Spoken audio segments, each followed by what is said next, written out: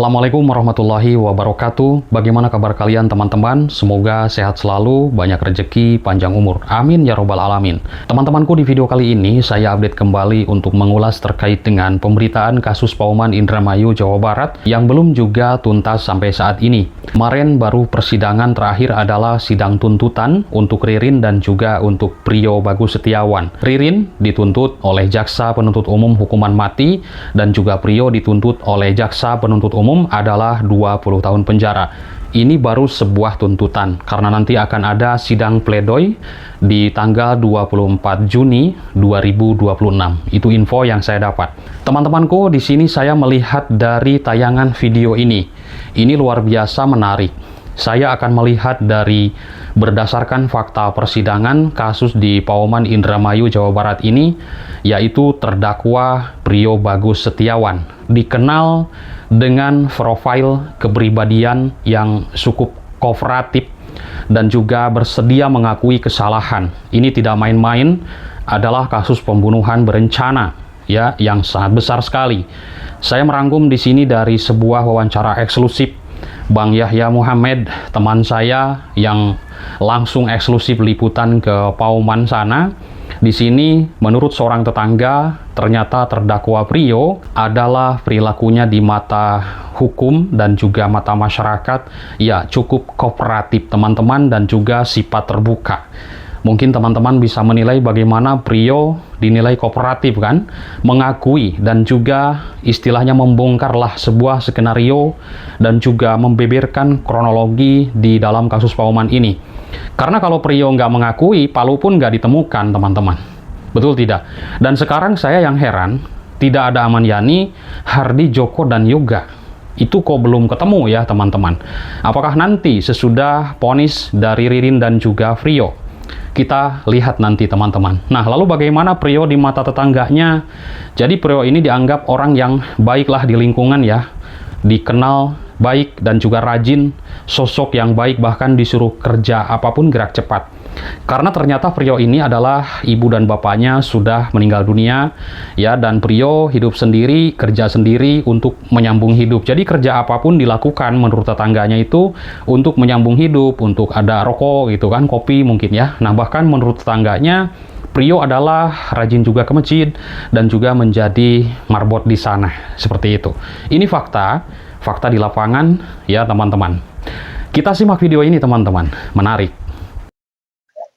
Assalamualaikum warahmatullahi wabarakatuh. Masih dengan saya Yahya Muhammad. Kali ini eksklusif juga dengan Ibu Ade. Beliau ini persis rumahnya di depan rumahnya Priyo ya Bu ya. Nah, Priyo di mana dia adalah seorang terdakwa yang pada akhirnya adalah membongkar terkait dengan terdakwa Ririn. Nah, barangkali Ibu, saya sedikit banyaknya bertanya barangkali dengan bagaimana Priyo dan kepribadian seperti apa ya Bu ya. Ibu kan tetangga di depan Bu. Iya. Gimana sih Bu terkait dengan Priyo nih Bu, kepribadiannya, orangnya bagaimana dan sebagainya. Ya, apa sih ya, kayak anak-anak biasa umumnya aja. Jadi ya disebut pendiam enggak, ya bergaul gitu. Bergaul. Terus enteng tangannya tuh kalau disuruh sama orang apa tuh getak Mau, gitu gitu ya, mau gitu. Kalau misalkan ya karena mungkin karena udah gak ada orang tua gitu ya, jadinya ya saya nitipin perut lah gitu. Maksudnya nggak ada orang tua tuh, orang tuanya udah nggak ada. Orang tuanya meninggal. Ibunya. Ya, ibu bapaknya juga meninggal. Oh, berarti yatim piatu. Yatim piatu. Priyo itu ya. Iya. Terus ya. Ya, misalkan acara di masjid gitu. Ya saya tahu tuh ya bukan tahu lagi, orang itu ya suka dengar gitu. Priyo ke masjid gitu. Dia tuh yuk kayak gitu sama ibu ini gitu. Ini yang manggilnya ibu ini. Oh, sama yang beberes sesapu.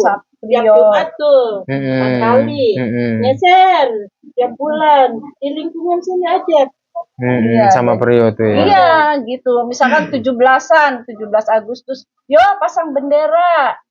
Ya dia yang ngerjain pasang bendera ke rumah-rumah kayak gitu. Pasangin satu-satu setiap rumah tuh kayak gitu. Kalau misalkan Pak RT-nya nyuruh tuh, yo pokoknya mah tangan kanan lah gituan, kayak gitu. Jadi benar-benar disuruh mau aja Bu ya? Iya, mau aja. Pokoknya misalkan itu disuruh laundry, suruh apa, pokoknya disuruh apa aja gitu. Mau aja orangnya. Mau, iya ya lumayan sih pikirnya tuh buat makan gitu, mikirnya tuh buat rokok, buat makan kayak gitu. Ya biasa aja sih, nggak ada yang aneh-aneh kelakuannya apa enggak. Kalau tinggalnya di sini beliau masih apa Bu? Sendirian. Oh ini rumahnya orang tuanya. Rumah mbahnya. Kalau orang tuanya belum punya rumah ya. Tadinya dari Semarang itu tuh Pak. Aslinya dari Semarang, kalau nggak salah mah SD pindah ke sini tuh sama ibunya sama bapaknya. Terus bapaknya kan ikut tukang plistur di mebel. Bapaknya tuh. Nah, terus ibunya tuh sakit tumor. Sakit tumor karena nggak ada biaya ya Pak ya. Tapi kita Pak Agus Yuli itu waktu itu tuh bawa ke Hasan Sadikin, bukan Pak Agus ya, Ibu Nina yang bawa ibunya tuh ke Hasan Sadikin. Cuma kena ekonomi di sana, tidak ada saudara, tidak ada siapa-siapa, jadi kan ada rumah singgah juga buat makan apa nggak ada.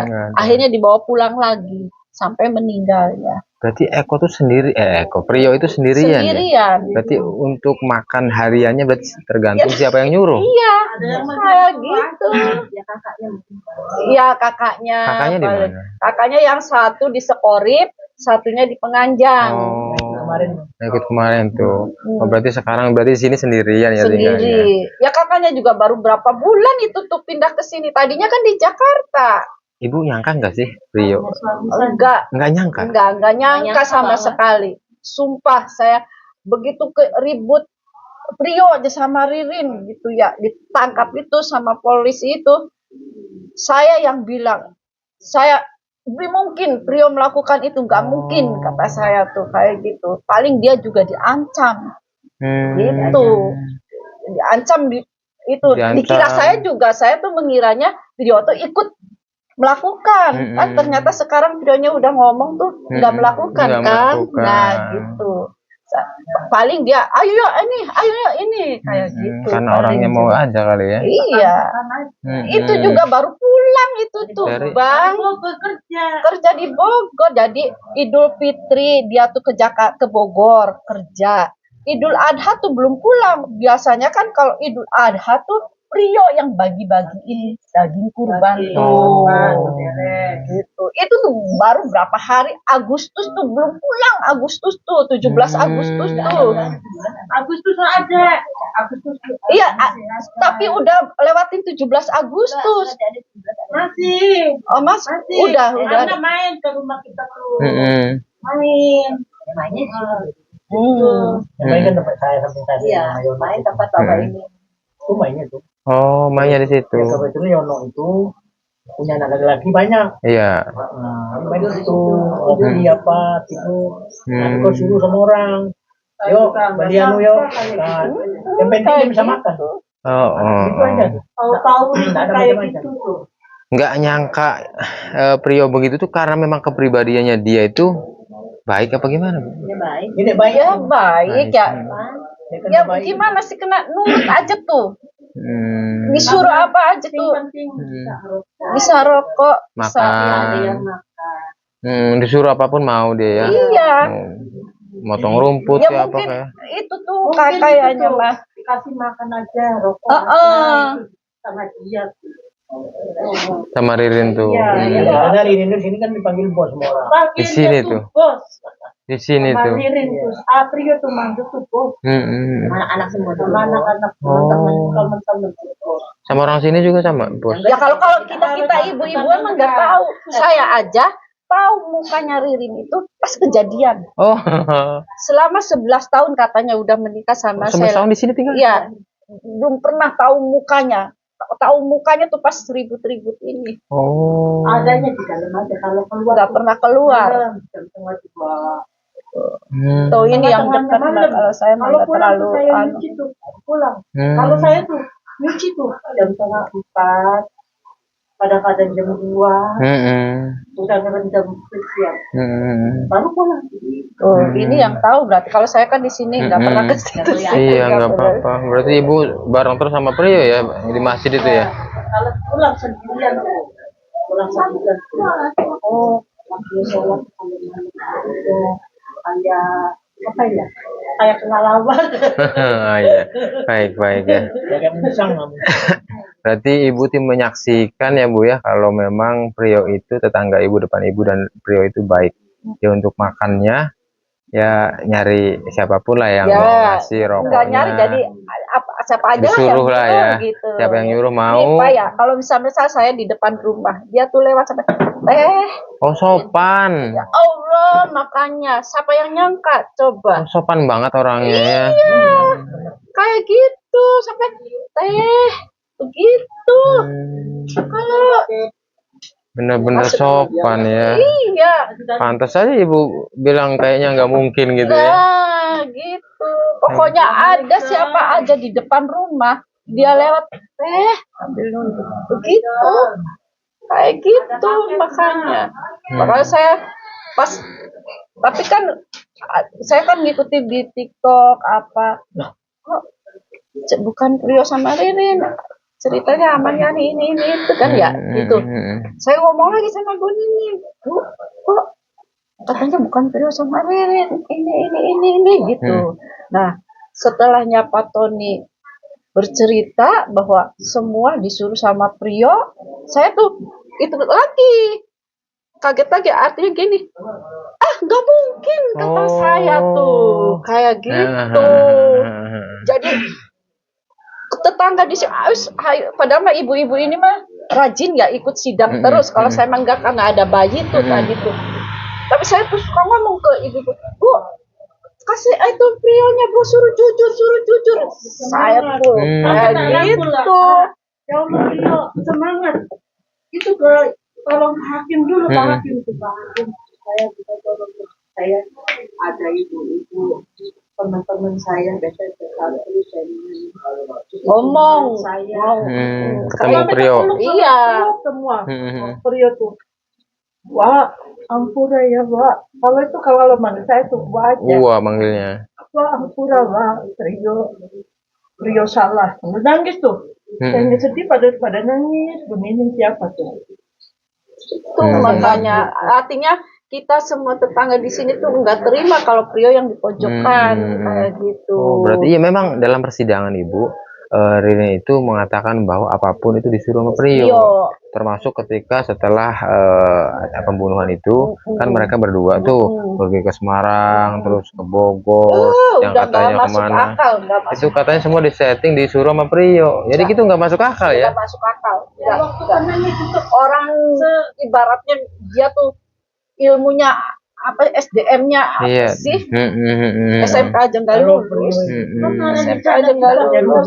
Makanya saya maksudnya tuh gini, kok yang mindahin ATM Prio, yang ini Prio, nggak masuk akal kata. Nah, saya ngomong lagi ke ibu-ibu, ngomong Bu, nih pas ngomong ke Prio, suruh jujur. Saya tuh itu akhirnya terbuka. Enggak, jujurnya mah karena didatangi sama kakaknya. Ya suruh itu aja. Oh iya, tadinya kan jadi satu ya. Iya. Nah, satu sel, jadi ditekan. Karena orang ini udah berkunjung ke lapas, kakaknya, kan kakaknya ngomong tuh, Prio, kamu mengaku kalau kamu bersalah, kakak rela kamu hukum. Kalau kamu bersalah, ngomong apa adanya. Nah itu baru dipisahkan lapas, baru dia menjawab lagi. Oh, jadi bukanya itu setelah dipisah ya Pak ya? Siapa yang punya inisiatif memisahkan sel? Nggak tahu. Dari sini. Ini kan begini ceritanya tuh. Cerita itu waktu si Ririn saksi. Nah Prio kan dipojokkan. Setelah duit dari Prio, mengajak ke Semarang Prio, dikata Prio. Jadi orang di sini anggota kepolisian Angga kan, nggak senang. Anak ini tahu masa anak ini jujur, nggak pernah macam-macam. Nah makanya orang masuk ke sana ke lapas. Nah, jadi kata kakaknya, beliau kamu bersalah. Apa kata kamu bersalah, atau kamu membunuh silakan. Kalau kamu hukum mati kami rela. Kalau kamu benar, tapi kalau kamu tidak benar, kamu tidak melakukan, ya udah, kamu katakan apa adanya. Apa adanya Kami mendukung gitu. kamu. Ya, dari tetangga lah Jadi semangat. makanya pisahkan hari itu. Makanya hari itu tentu dicabut surat apa hukumnya tuh.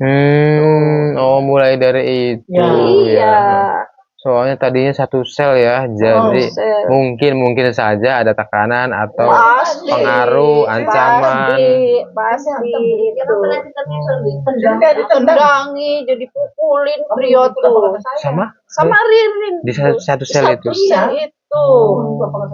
Itu pernyataannya Prionya begitu. Iya. Makanya waktu Tony datang itu, ya kamu ada Mbak Yani, ya itu. Nurut aja. Nah, tapi kalau mau ngomong, kalau Pak Tony pintar kan, dipisahkan dulu. Nanya mungkin dapat berita yang terbagus. Ini bukan saya mengitukan Pak Tony gitu, enggak ya, sumpahnya enggak. Cuma kalau Pak Tonynya waktu itu datang ke kita, tetangganya Prio ditanyain satu persatu. Tidak akan sampai ribut seperti ini. Saya yakin enggak akan. Ya, Pak ya. Malah nama Tony.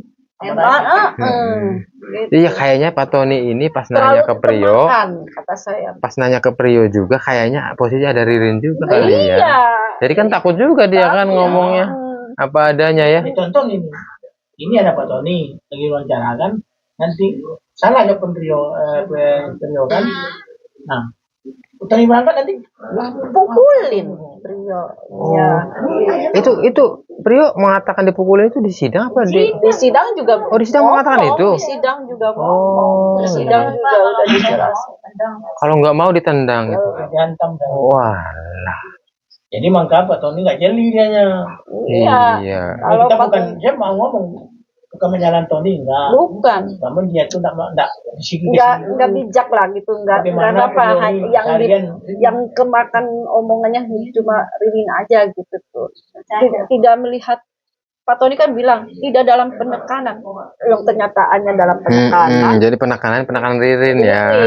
Jadi harusnya Pak Tony itu sini, Ririn sini, sini ini Prio, terpisah tuh di ruangan yang berbeda ya. Itu latar belakang ditanyain tetangga semua. Nah, gitu kan. Makanya waktu itu tuh kan seperti Bang Ladusing itu kan nanyain tetangga-tetangganya bagaimana Prio, bagaimana Ririn kan gitu. Akhirnya ngomong, nanti kamu bohong saya nggak ada bohong bapaknya jawab sama Prio kan. Bohong bapak si Ririn ya. Kan jawab tuh. Oh iya. Oh jadi Prio mengatakan itu dalam sidang ya? Iya. Berarti kamu bohongin saya? Enggak, saya nggak bohongin bapak, tapi yang bohongin bapak adalah Ririn gitu ya? Waktu dia cabut pasal juga. Kan masih ada Tony itu. Mengapa kamu cabut ini saya? Enggak siapa Pak Selandi gitu kan. Nah itu jadi berarti kamu bohong saya. Kamu yang mengarang surat enggak ada yang bohong bapak. Yang bohong bapak tuh Ririn. Ada tuh. Jadi asal udah ya bukan kita mau ngomong lah. Sama saya nggak ada apa-apa Ririn cuma nggak ada sangkut kita. Ya kalau sama ibu-ibu mah nggak ada apa-apa ya. Nggak ada masalah. Nggak ada. Cuma kita tuh tahu Prio bagaimana, Ririn bagaimana. Gitu. Iya. Dan memang keduanya tidak ada masalah di sini ya. Tidak ada masalah. Nah, kalau si Prionya kan di sini kan nggak pernah turun rumah. Turun tengah malam aja orang ini kan. Oh, Ririnnya maksudnya? Ya kalau si Ririn. Kalau Ririn tuh nggak pernah ke tetangga. Pemilu aja nggak pernah milih. Oh. Kalau Prio emang bermasyarakat ya? Iya. Dia Prio ini yang penting bisa makan. Yang untuk aja disuruh apapun mau ya Pak? Mau. Nih got ini. Dibersihin. Bersihin got. Saya mau nggak tahu ini kan dekat rumah 3 rumah di rumah itu. Dia minta kerja ke saya, Bang. Kayak gitu. Rumah Bang. Ya udah saya kasih 1.000 belanja kamu aja. Itu saya mana? Makanya saya ngomong pertama tuh karena Ramadan itu nanti itu kita ke bawah nggak enak gitu kan. Iya. Bukan kita supaya Prio hukumannya ringan atau enggak. Enggak, cuma ini hanya yang sebenar-benarnya ya dari Kalau salah ya memang Prio aku. bagaimana, Ririn bagaimana artinya ya. Dan benar, saya juga benar. tidak mau ikut campur dengan Ririn yang bagaimana bisa. Terserah itu, silakan hakim yang menentukan gitu. Cuma kan harus yang gimana lah, misalkan kan flashback dulu kan harus tahu Iya, flashbacknya kan benar, gitu. benar. Gitu. Benar-benar Gitu, Ibu. Wah. maksudnya tuh tidak harus Prio dikasih keringanan, enggak. Kalau salah ya salah. Iya, mantap, mantap. Iya, mantap. kita di sini tuh, saya udah ngomong sama kakaknya juga ngobrol. Citra, kamu harus nerima apapun hukuman yang diterima oleh dia teh. Saya menerima karena Prio tuh salah. Kenapa Prio tuh ada kesempatan lari? Kenapa nggak lapor? Takut sih, Bu. Diancam semua. Kenapa balik lagi gitu tuh maksud Oh, saya mah? iya, Kan iya. sempat pulang dulu ke sini. Oh, malam itu tuh. Ya nggak tahu malam pagi ya. Pagi Prio sempat. Di subuh tuh ngambil cangkang ke rumahnya. Oh. Terjadi pembunuhan. Kayaknya mah mungkin, kayaknya Ya, orang mah. nggak tahu. Orang di situ. Nah, iya. Jadi habis pembunuhan apa 3 anak pembunuh pada duduk. Yuk, kamu ada batu nggak? Ada. Gitu. Nanti sok ambil pulang ke sini, ngambil cangkang. Balik lagi. Balik lagi ini kalau udah salah. makanya Jadi udah kena tekan gimana lari? Ya, dia kan di dalam, di sini kan di luar. di Ya, luar, nggak maksudnya begitu. kan tidak ada ribunya ya. Nggak, Maksudnya anggapan beliau kenapa begitu. nggak laporan sih Kan beliau lari tuh? kan. Yang disayangkan Ketemu. kita tetangga Masih sama lagi, kakaknya tuh pelakunya. kayak gitu, goblok beliau, goblok beliau. Semua juga ngomongnya kayak gitu. Kan ada kesempatan keluar, mestinya jauh dari Ririn kayak gitu. Kenapa beliau tuh Sama nggak kayak Dipan. itu nggak, maksudnya tuh nggak lapor lah, minimal minta tolong ke tetangga, Bu, atau ke Ibu Nining atau ke Pak Ade, Pak, tolong Pak, kita tuh udah melihat pembunuhan kan begitu. Pengennya kita-kitaan tuh. Kenapa Trio tidak melakukan Ya, itu? waktu itu hakim ada ngomong kamu tuh banyak kesempatan untuk lari, kenapa nggak lari? Saya diancam ke hakim. Takut apa dia? Balik lagi ke sana ya Allah, bocah tuh. Kita juga ya. Oh, diiming-iming uang 100 juta. Iya, 1 juta. Jadi dia takut juga ya, diancam juga, terus diiming-imingi juga 100 juta itu ya. Ya taruhlah Prio tuh lari kemana? Eder ingan bang, larinya Kecuali dia juga punya duit kemana? mungkin. Dia Bisa lari kemana? Ini tidak punya duit ya. Jual emas.